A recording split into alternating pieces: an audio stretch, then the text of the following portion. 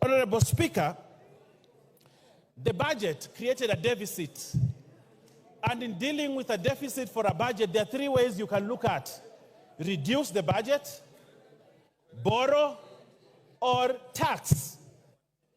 Those are the three things that you need to do when you're dealing with a budget for you to finance a budget. You either borrow, you either reduce the budget, or you tax to be able to finance a budget.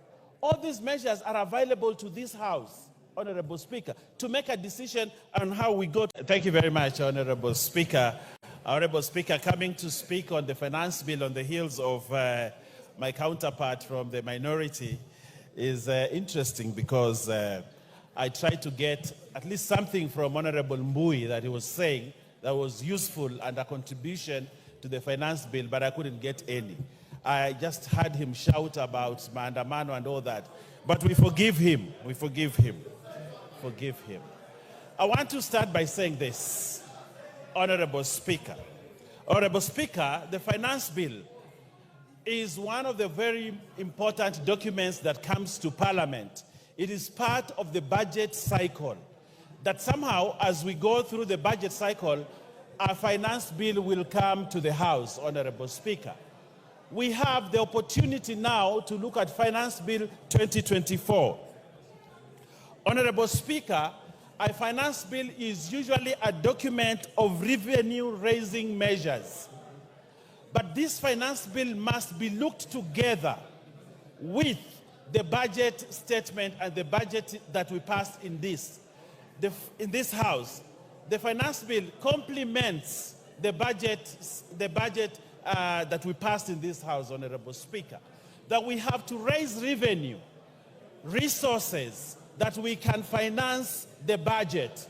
So these two documents must be looked together, Honorable Speaker. Honorable Speaker, when we received the budget, the finance bill in this House, we tabled it here, but it was a proposal from Treasury. And when a proposal comes to the House, Honorable Speaker, it needs to be debated. They cannot pass the way it has been brought. It is scrutinized by the House. And the Constitution, Honorable Speaker, gave us the opportunity to do public participation. And public participation, Honorable Speaker, is a key plank in passing laws and legislation in this House. Treasury makes wild proposals that comes to the House.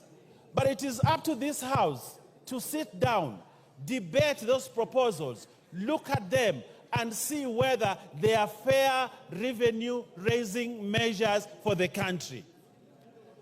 Honorable Speaker, we have had a thorough public participation, one which Kenyans spoke their feelings about the finance bill. Honorable Speaker, Kenyans talked to the committee. Kenyans raised their voices about contentious issues in the finance bill. And those issues were captured by the committee, a committee that includes members from the minority and also includes members from the majority. And Kenyans had, the committee had, and they made changes to the finance bill. Honorable Speaker, the House itself has, in third reading, the power to make amendments to the proposals that came from the Treasury. So therefore, Honorable Speaker, at this time to say that we reject the finance bill in total is to reject the mandate that you were given by the people. The people gave you mandate to debate, hear, approve or not approve, and that is the process that we are undertaking, Honorable Speaker. Honorable Speaker, the budget created a deficit. And in dealing with a deficit for a budget, there are three ways you can look at: reduce the budget, borrow, or tax. Those are the three things that you need to do when you're dealing with a budget for you to finance a budget. You either borrow, you either reduce the budget, or you tax to be able to finance a budget.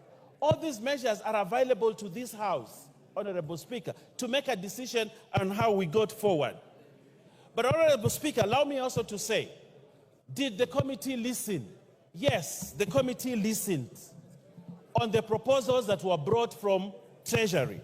And Honorable Speaker, it is important to note that the proposals that were made, the proposals that we had from the Treasury did not go unchanged by the committee, Honorable Speaker.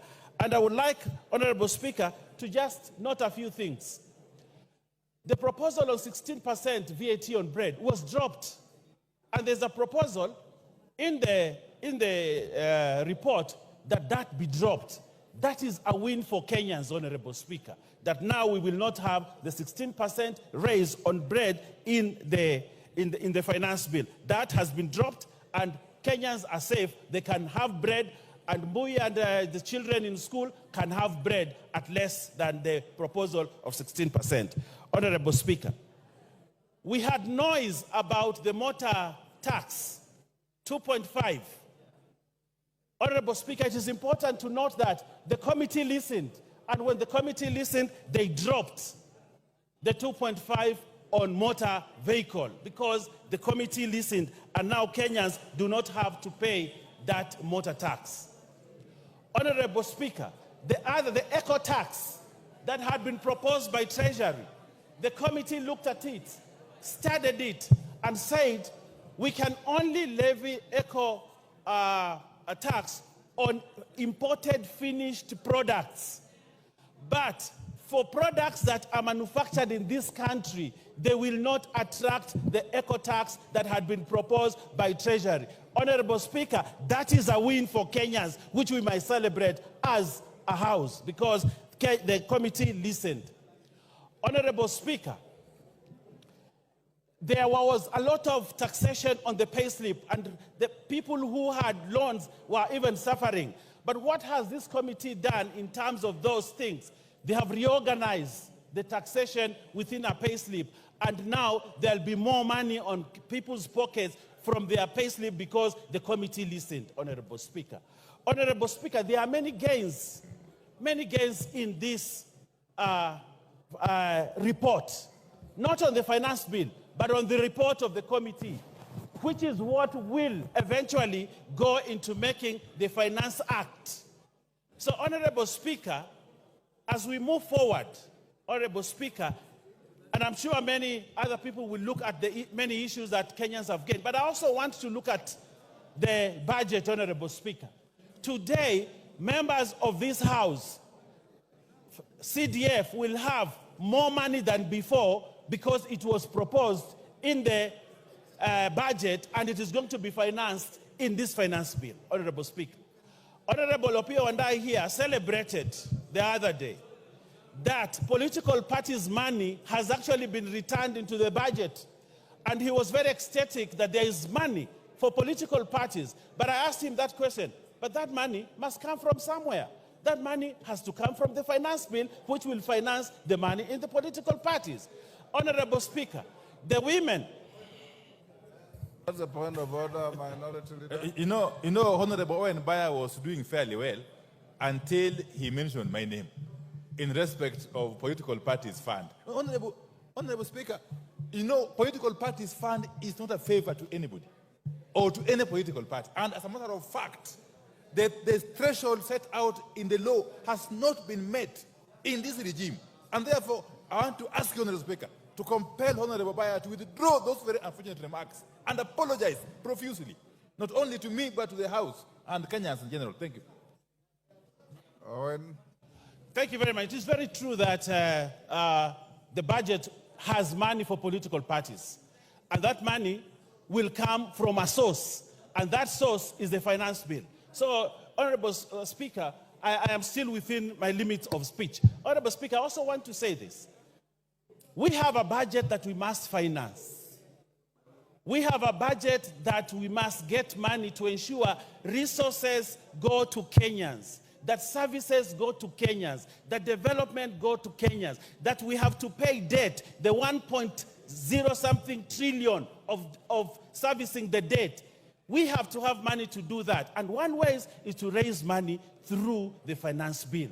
Honorable Speaker, we have to make hard decisions for our country in order to make it forward.